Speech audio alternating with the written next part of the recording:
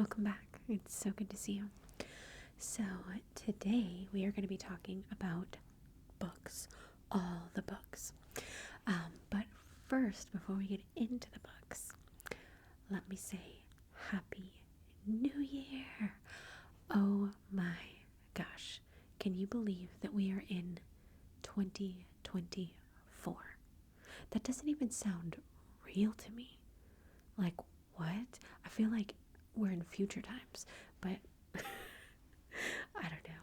I just always think that we're still like in 2005 or something, just like 2024. That just sounds crazy to me. And we were just in 2023. Like, this year has flown by so fast.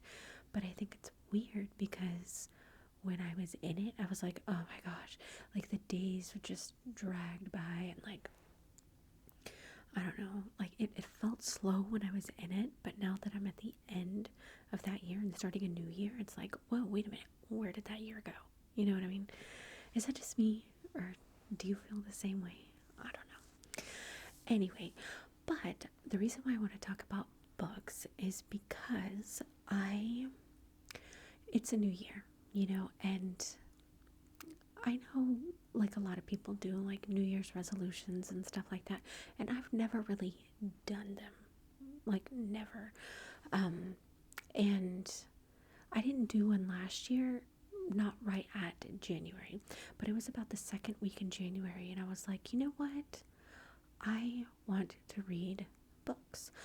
And because I had read a book like the previous year, like in November or December, and I really liked it. Like, I used to read books all the time, and then I just stopped. I don't know if like life got in the way, or you know what it was. I had kids. That's what it was.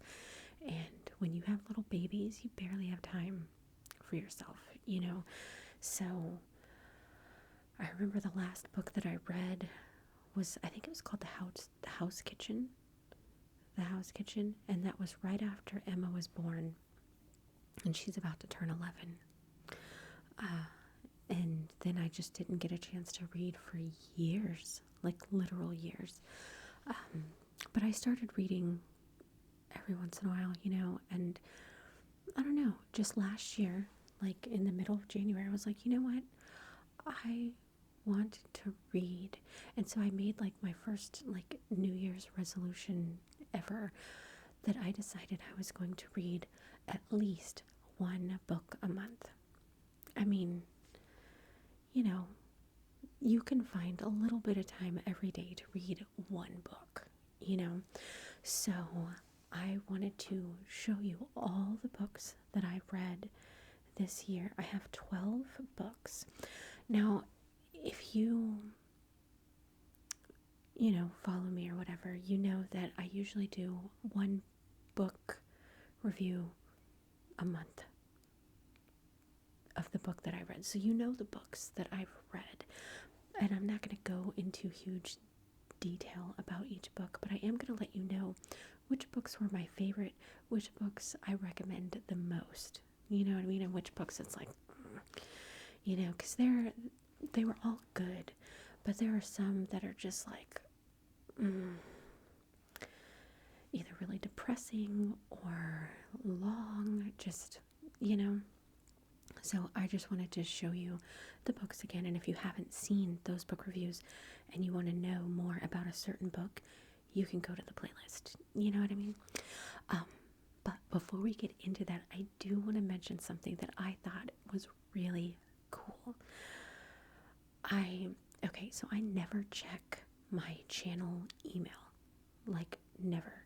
I just set up that email to set up the channel, but I wanted to go through and clear like all the trash emails or whatever. And I went in there and I found an email that I got in October. And I got several emails from a specific company, and I was like, what? This company, I don't really remember the name. It's a weird name. I don't know. But it is a book light company, and that's what they specialize in, is book lights. They've got lights that attach to the book, lights that attach to your neck so that you don't have to worry about moving the light or whatever. They have desk lights, all kinds of stuff, all different colors, all different styles, whatever. Anyway, well, they emailed me and they saw my channel and they really liked obviously my book reviews or whatever, and they were like, hey, we should collaborate together and do like a sponsored whatever.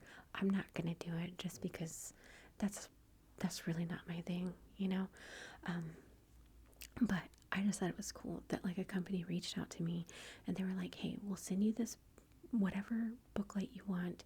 You can choose whatever style, whatever color, whatever. We'll send it to you for free, and you can make whatever kind of video you want. You can do a short, you can do an unboxing, you can do a review, whatever you want, and you can give your honest opinion, which I thought was cool because most companies are like, nah, you have to talk us up, you know. And I'm not gonna give false stuff for a sponsored video. Like I'm not gonna do that. Now if it's something that I'm like, heck yeah, then maybe, but no. I don't know, I just feel weird about it. But I just thought that it was so cool because they contacted me twice because I didn't respond to the first email and I didn't respond to the second email. So I think they just were like, okay, we get it. But I just think that was so cool. I'm like, what? My channel's so small, you know, what are you doing? And like my book videos, the book reviews, they don't really do that well. You know, I just do them because I think that it's fun. I don't know, whatever. I just thought that was really cool. So anyway, let's get into the books. I have 1, 2, 3, 4, 5, 6, 7, 8, 9, 10, 11, 12. I have 12 books here. I did not do a book review on one of the books just because it is a spiritual book, and I don't know, I feel like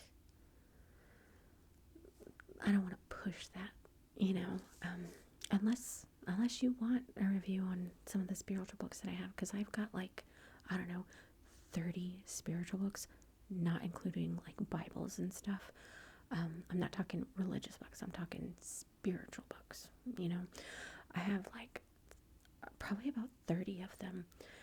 I could do a book haul like that and give you a brief whatever on each of them if you want.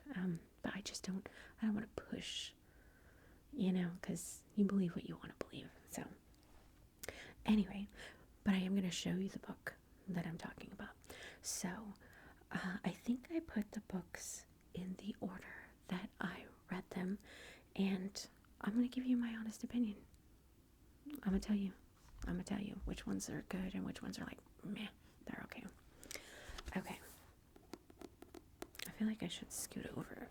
Ugh. So you can see the book better. I don't know. Anyway, so just making sure it's recording. Sometimes I press record and it doesn't record. So then I have to do a video like halfway through all over again. It's recording now.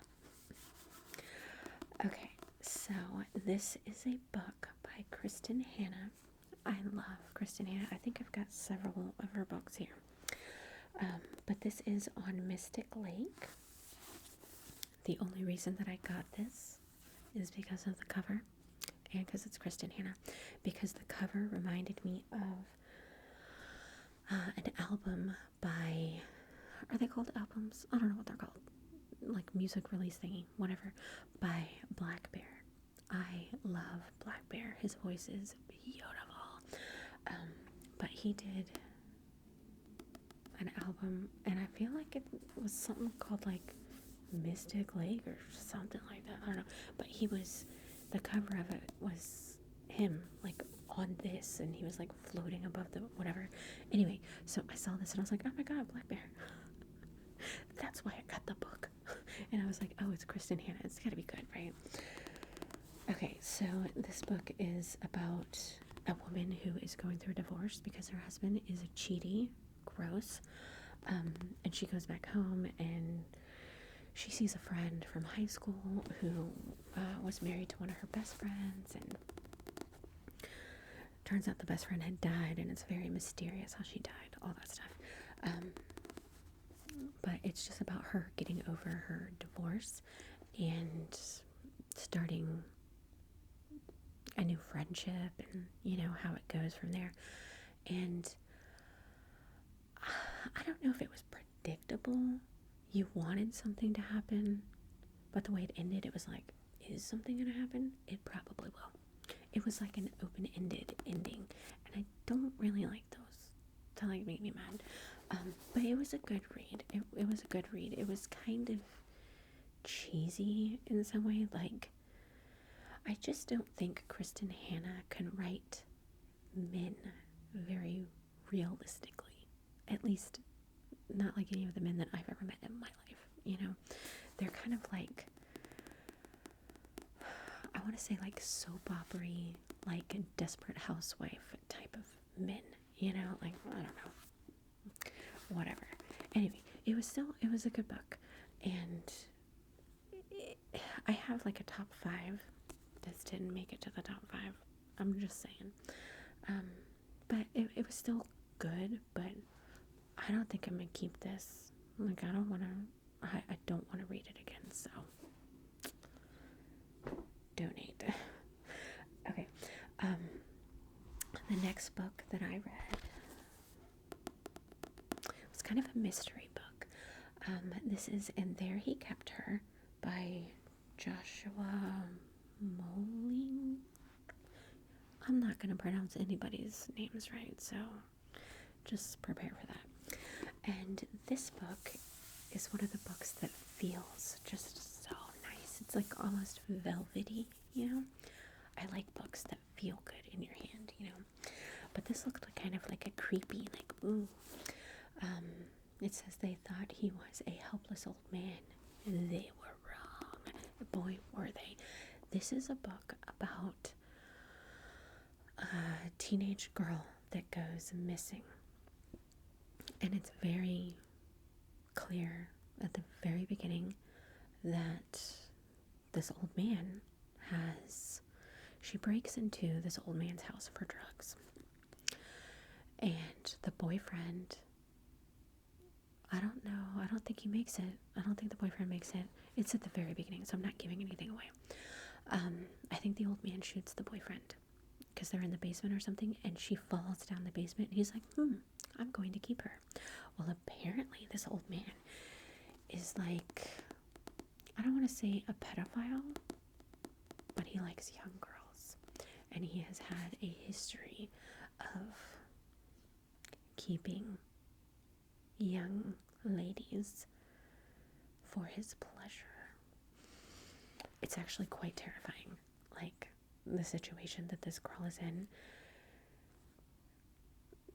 It's not in the top 5, but it is a good book. Good book. So, okay. The next one. I have a huge variety of books here. The next one is I guess not autobiography. It's like a memoir. And I'm going to try and pronounce this name. But it is the book Night by Elie Wiesel. And it is a winner of a Nobel Peace Prize. A slim volume of terrifying power. Oh my gosh. Okay, so this is about, I don't want to say man. He was a young boy. He was like a teenager. Jewish kid. World War II. Nazis. Concentration camp. This was a good book. A good book. A very good book. It's difficult to read these type of things. I don't know why, but I'm like obsessed about World War II type situations. I've watched like all the documentaries and everything, and this is really good. I think that are there more books like this, like that are, what are they, not biographies, what did I call this, memoirs? There've got to be more, right? I just don't I don't know. I think might have been, this is the second one that I read. I can't remember the name of the other one, but it's on the channel somewhere.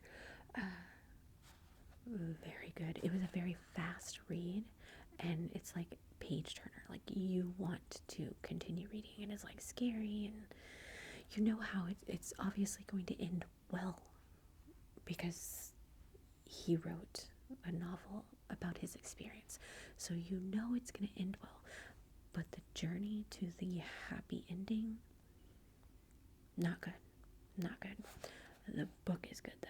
Like, I do recommend this, but again, not in the top 5. Okay. The next book. This is New York Times bestseller, Sold on a Monday, a novel by Christina McMorris. Again, I bought this book based on the cover. I know you're not supposed to do that, but come on, we all do it. But look at this little boy. It just made me think of my son. It's so sad. So, yes, I think this is, it's New York Times bestseller. Amazing. Amazing. I could not put this book down. I binged this book really fast, if that's a word for reading. I don't know. It was so good, and every chapter was like jaw-dropping, and you had to go to the next one. Okay, so this is a book about 2 children for sale. It is a historical fiction, but it's based off of a real thing. I think I can hear Ava doing stuff downstairs. Sorry if you can hear that.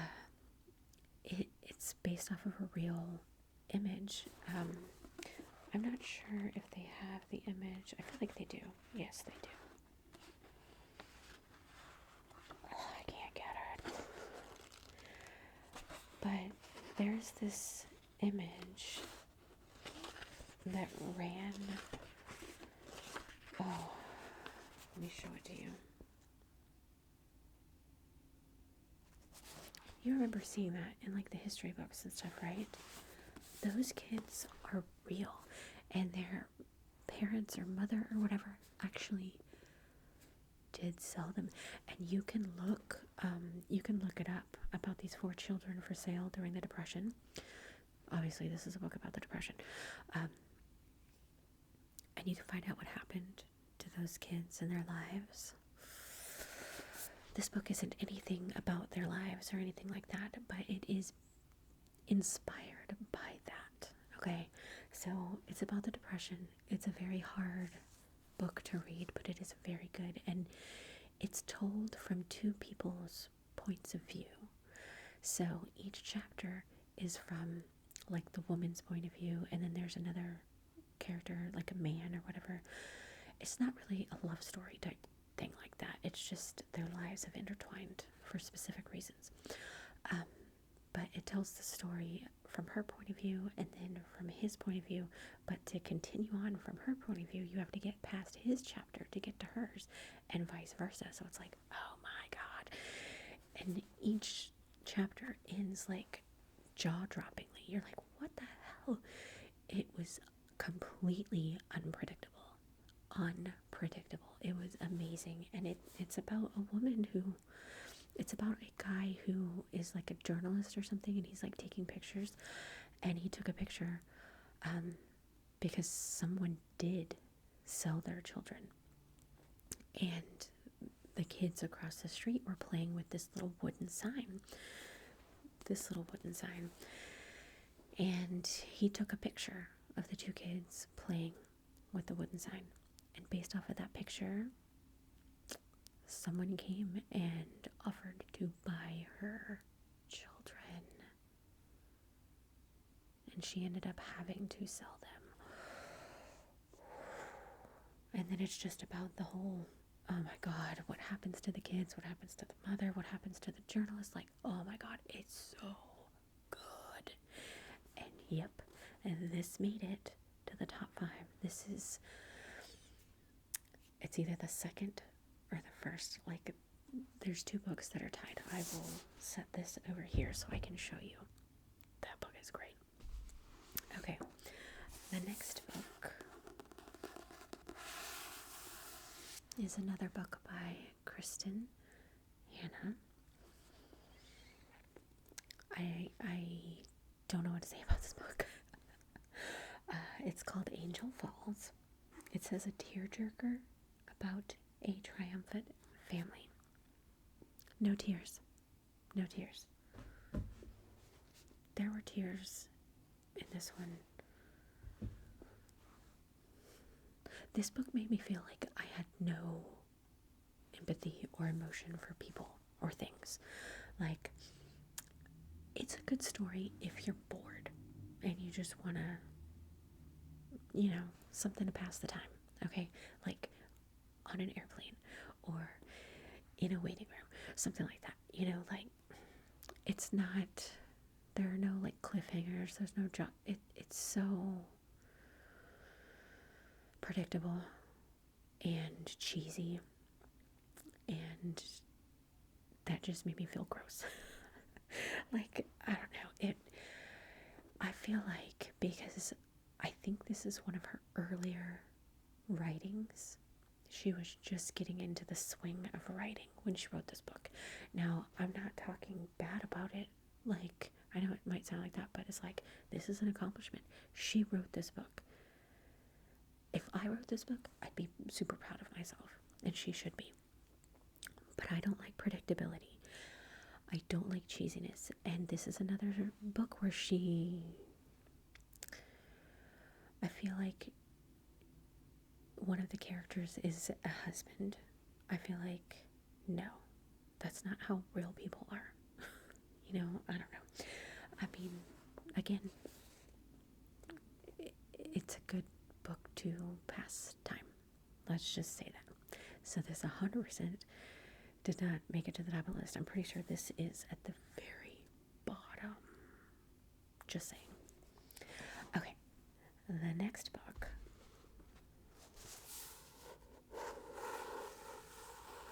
this is one of those like textured books, and it's one of those books that has the pages that are all not even. I love books like that. I love it. New York Times bestseller, Mitch Albom, I don't know, author of Tuesdays with Marie.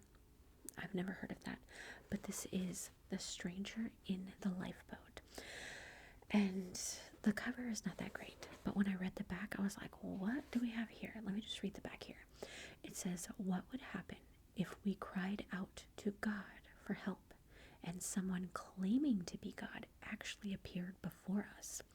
In Mitch Albom's profound novel, a group of shipwrecked passengers must face that challenge when a strange man they pull from the water says he can save them all, but only if they believe in him. Okay, so I thought that this was going to be like a spiritual book or whatever, and all the way through it, I thought it was. I was like, oh, okay. It turns out that it's like some religious, like, metaphor type thing. I don't like that. This was a great book until I found out, like, okay, like, I don't know. It made me mad at the ending, because I was like, wow, I thought this book was going to be like this, and it turned out like this. It is a good book. I would recommend reading it because it's just good. But yeah, it's basically like, what would you do if somebody said that they were God or Jesus or whatever? Well, of course, nobody's going to believe this is God or Jesus. Like, they would have to have some type of proof or something. And I feel like even then it wouldn't be good enough, So, I don't know. The ending, like, made me roll my eyes. I was just like, Okay, dumb. But it's still worth reading. Did it make the top 5?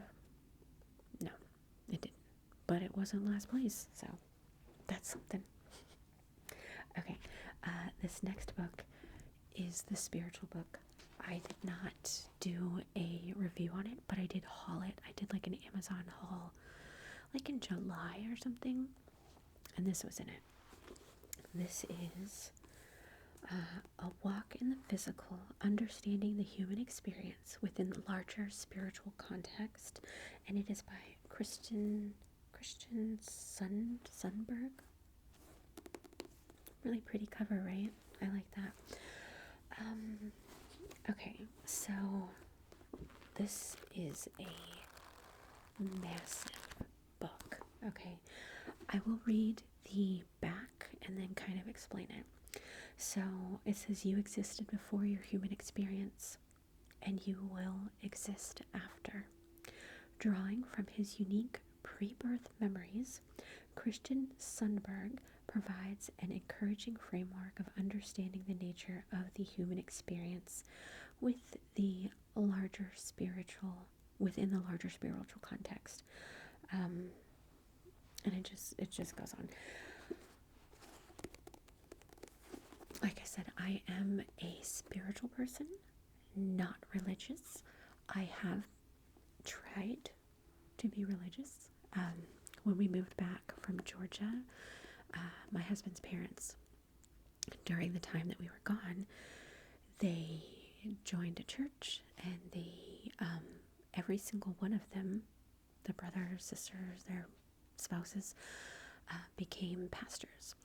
And so they're like, you gotta go to church, you gotta do this, whatever. So I was like, okay, we'll do it, you know. So we went to church, and I really tried. I was like, okay. And I got into it, like,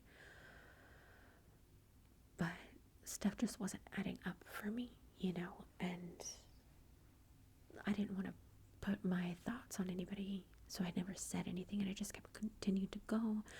And then my husband came to me, and he was like, stuff's not right, like, and we had a real conversation, and it turns out we actually had the same thoughts and beliefs. We just didn't want to influence the other person, you know, which I think is the right thing to do. I don't think you should ever push your beliefs on someone else, you know. I think that everyone needs to come to their beliefs in their own time, you know. And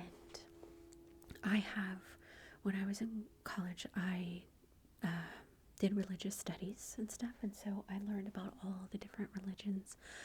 I loved it. Because I think it's really cool to learn about other people's beliefs, and you know what I mean. And I would always take little sections of each, you know, religion and beliefs and stuff like that, and I'd be like, I like this and I like this, I don't like that, I don't like that. But none of them actually ever fit until I discovered like spirituality and universal knowledge and that kind of thing, and that makes sense for me. So when I say that I'm spiritual, that's what I mean, you know. And this book, this is amazing. I found out who he was through Next Level Soul. If you go to YouTube, there's a channel called Next Level Soul, and they interview people about their past lives, or their near-death experiences, or their out-of-body experiences, and all kinds of stuff like that, okay?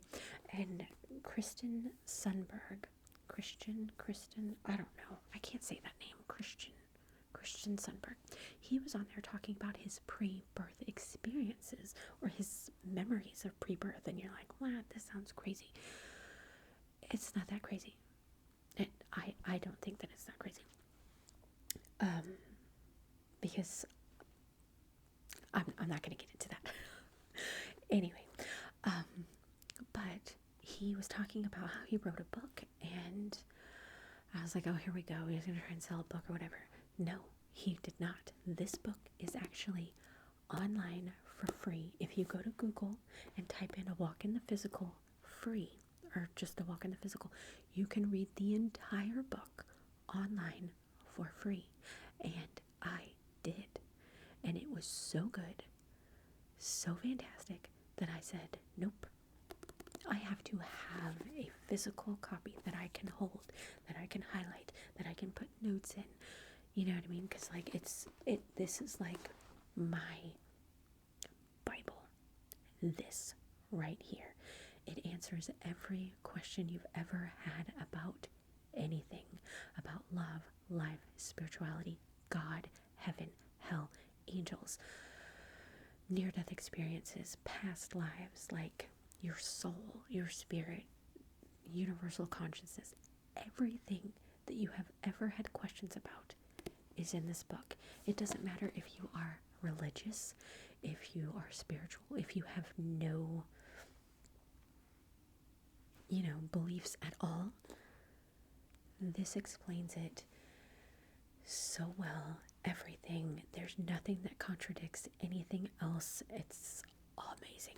So if you want to even take a look at this book, you can read it online for free. But he did make print copies that you can buy if you wanted. And I bought it up real fast. It was fantastic. I've read it twice.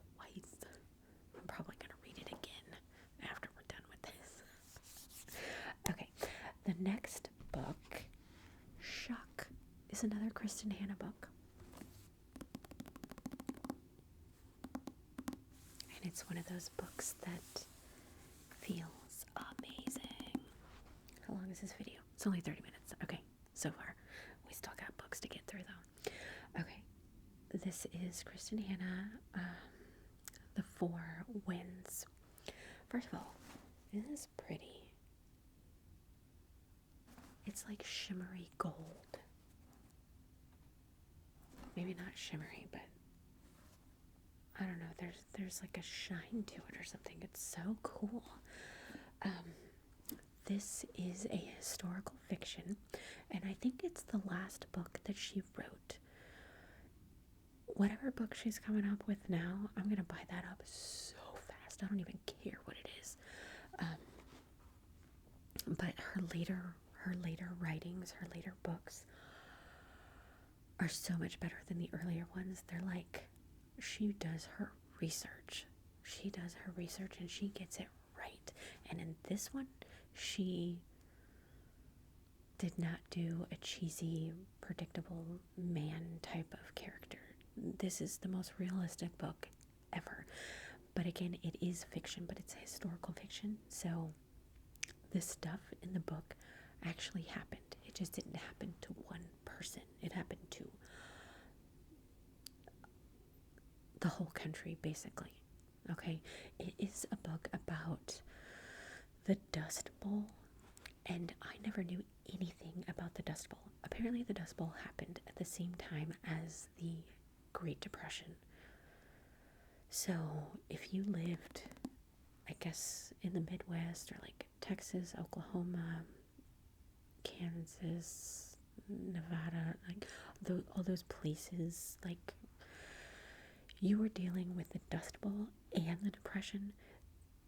I don't know how these people survived.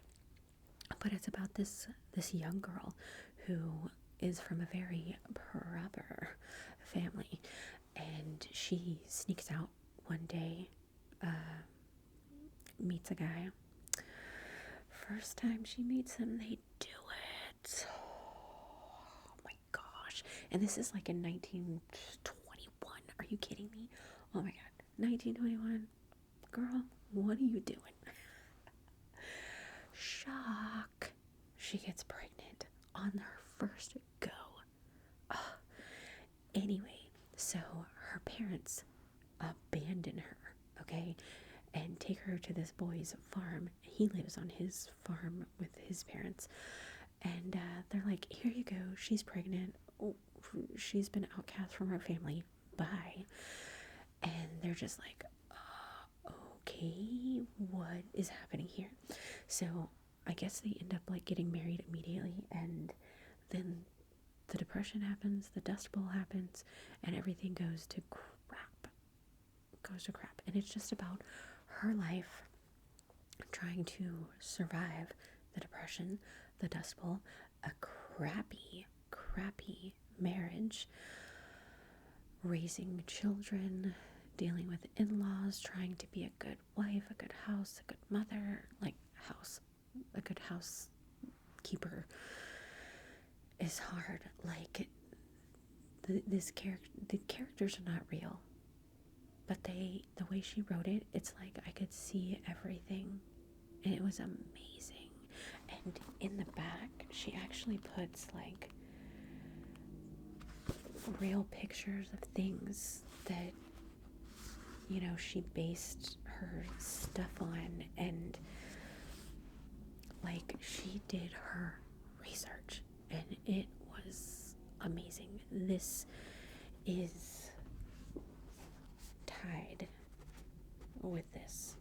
Like, I can't choose which one is in the first or second place. Like, I can't choose. They are both so good, and they just both happen to be in the depression time. I don't know, but great. Okay, the next book is the heaviest book. It's the biggest book, I think. This is a chunker, I'm telling you. I think it's the biggest book I may have ever read. It's pretty close to this one, but I think this one's longer. This is Demon Copperhead, written by Barbara Kingsolver. I had a lot of people tell me that Barbara Kingsolver, she writes other books and they're really good. I have not read any others from her. I've never even heard of her. I got this as a birthday gift from my mom. This book is fantastic. This is number 3, right underneath the Four Winds and Sold on Sold on a Monday. Yeah, Sold on a Monday. This is number 3. At least I think it is. Is it? Yeah, number 3. I have a little list of like the order that they go in. This is a winner of the Pulitzer Prize, Oprah's Book Club 2022. So it's a more recent book. This book is so heavy. This book covers a large span of time, and it follows a boy named Demon Copperhead. His name isn't. It's Damon or something like that, but people call him Demon. I don't know. And his last name is not Copperhead, but he has like blaring red hair. So he was in football or something, and so I think they just started calling him Copperhead in football. So he's just Demon Copperhead or something like that. It's been a while since I read this book, but it just follows his life, and his life is crap. And it's one of those books where you're like, it can't get worse than this. It does. Every page you turn it, like, oh my god, it just gets terrible and more terrible. And like, there are times where you're like really depressed and you need to take a break from this book because it's just so awful. And then there are times that it gets so good. Like, I think his mom is like a drug addict or something, so he has to go into foster care. And there's drugs and, you know, just criminal activities and stuff, and things that he has to deal with because he gets tossed around to a bunch of different foster situations, and you think he's getting his life together, and then he doesn't, and it's just, there's really no way to describe this. I don't know. He has to go to foster care. I don't know. It's about his life. It's about his life as a little boy growing up to an adult. I actually thought that this was written by a man, because it really feels like you're in the brain of like a little boy, and then a teenager, and then a man. And it's like the writing is, at first it was difficult to read because it was like he's got like ADHD or ADD, something like that. So you're reading it through his hyperactive mind, where it's just like this, and you can't.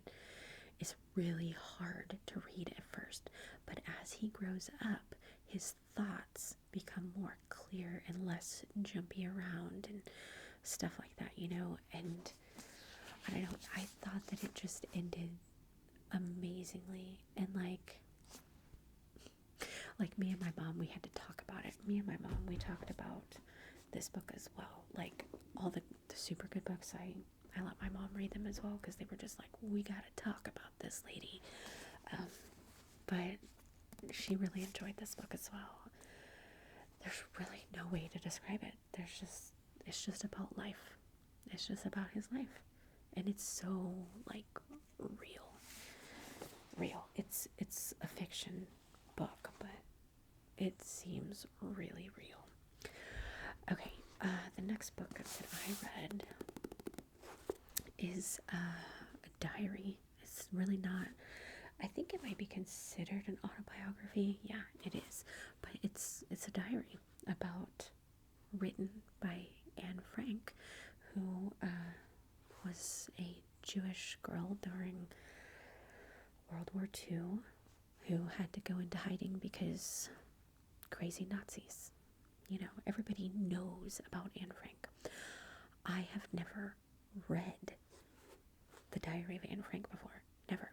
And I watched the show over the summer, I think like May, June. It was a show called A Small Light. It was on National Geographic, Hulu, and Disney Plus. If you have not seen that show, you have to. It's amazing. It's so good. Ugh. Anyway, but because it's about Anne Frank and the woman who helped them in hiding, because they had to go into hiding for like 2 years or 2.5, something like that. I think it's like 2. I can't really remember the specific amount of time, but roughly 2 years. And she got a diary for her birthday like a week before they went into hiding. And so the whole time she is writing about her life and her experience and stuff like that, and she was so smart. Everything was very like historically accurate, and she had such big dreams, and the whole time you're reading it, you're like, God dang, because everyone knows what happened to Anne Frank. Everyone knows. So this was like a very depressing read, and I liked it, but I don't think I'll ever read it again. It's a good book to have. I'm not going to get rid of it because I do want my daughter to read it when she gets a little older, because I think she's like 14 or something when she starts, but she's like, the way that she writes is so mature, and just like, it's like an experienced writer was writing this. I think that if she would have lived, she would have written some very, I don't know, very good things, like, I think it's very sad, because her potential was just sky high, like, I think she would have made her mark on the world one way or another, She was so smart, like, I felt dumb sometimes reading it because I was like, I don't know what that word means, like, so I'd have to, like, close the book, look something up on my phone and be like, oh, okay. But yeah, it was good. It was good. It did not make the top 5 just because it was so depressing. And I don't know. It just made me sad, because the whole time you knew what was happening. But anyway, so yeah, there's that. And the next book is more recent. This did make the top 5. This is like number 4. Yeah, it is amazing. Okay, so this is Under the Whispering Door by T.J. Klune. Death is only their beginning. I picked it up based off of this one line. Because I, like spiritual and like, stuff about like crossing over, past lives, like near-death experience, that kind of thing. And I was just like, what is this? I'm gonna read the book, the back, Okay, so it says, welcome to Karen's Crossing. The tea is hot, the scones are fresh, and the dead are just passing through. I immediately was like, I'm getting this. I am getting this. And it is one of the books that feels really good in your hands, I just did a review of this, I think like November. I think it was in November. This book is so good. So it's about this guy who obviously dies, and he is such a jerk, like Scrooge type jerk, and he dies and he doesn't believe that he's dead, and he's like, no, I got stuff to do, I got work to do, like, and they're like, dude, you're dead, no, you gotta move on, and we're here to help you move on. And so he finally realizes, oh crap, I am dead, but I don't want to move on. What if I want to stay here? I like this little place, I don't want to move on. And they're like, no, bro, you gotta move on. So it's just about him processing his life and death and moving on, and it's really good, and it's funny and scary at times and completely unpredictable. I loved it, and I had my mom read it, and she loved it. I think she said she didn't like how it ended or something like that. But I was just like, no, it had to end this way. It didn't end like in a bad way at all. But there were some aspects to the book that she didn't like, and I was like, but it's not real, it's just a book, so.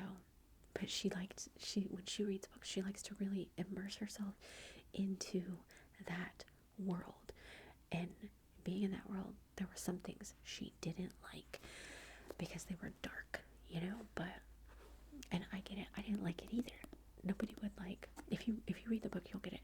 There are some aspects that you're like, I hope that doesn't happen. I don't like that. But it's just how it is in this world,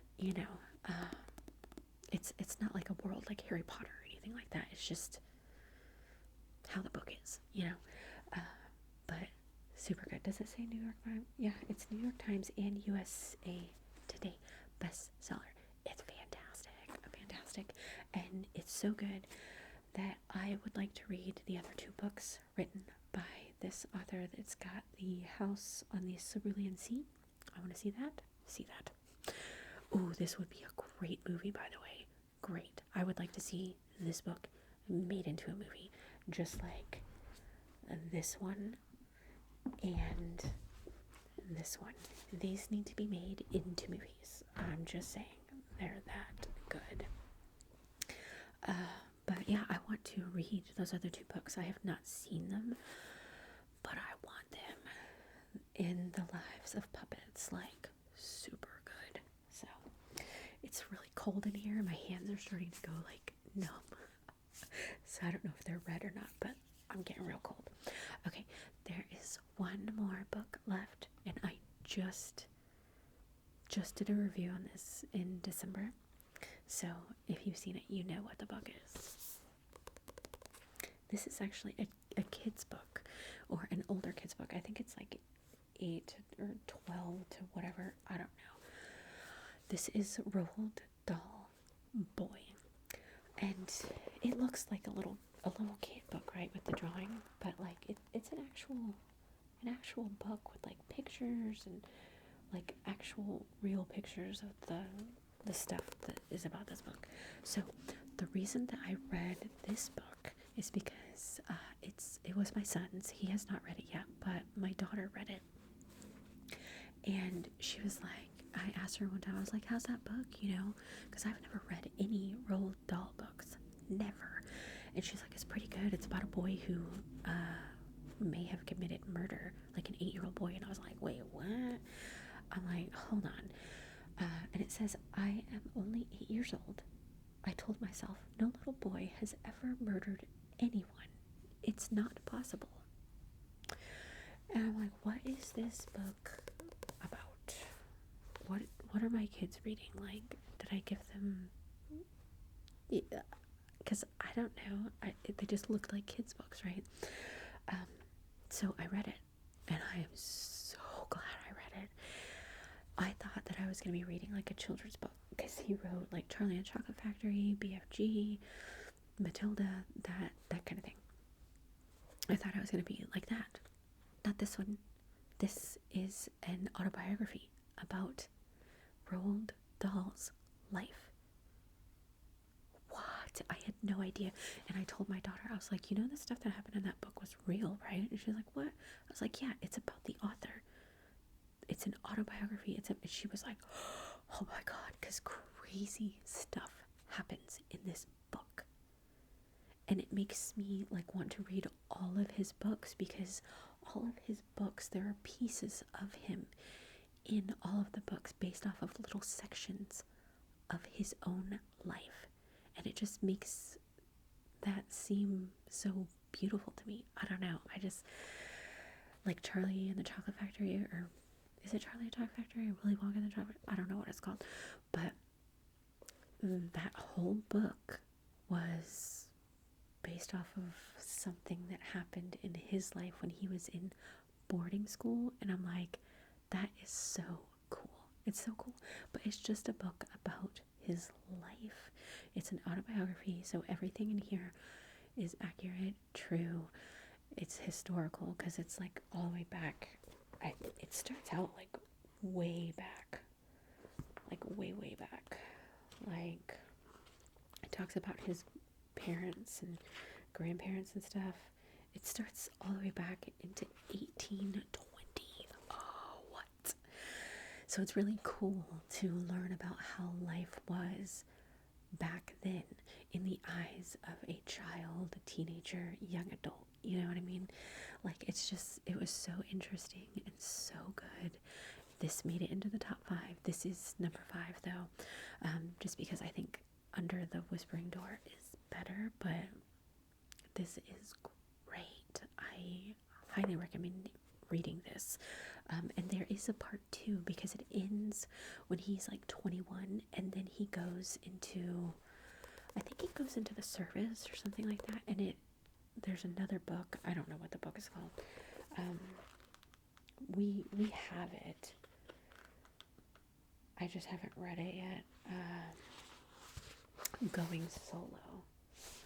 Going Solo is the part 2 of his autobiography. I haven't read that part yet, but I just really liked this, and it was very nostalgic to me, because it reminded me of my grandmother.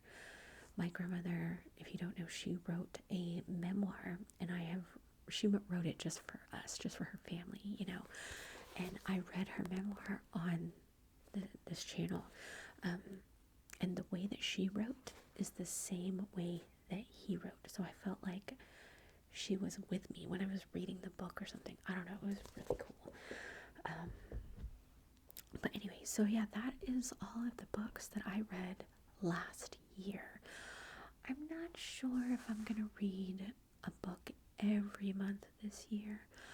I don't know. I am reading a book right now, so I'll probably have a book review coming out like at the end of the month, or maybe next month, something like that. But it's not anything that I've ever even thought about reading before. It's actually one of my husband's books. But anyway, so I really hope that you enjoyed that. Thank you so much for watching, and I will see you soon.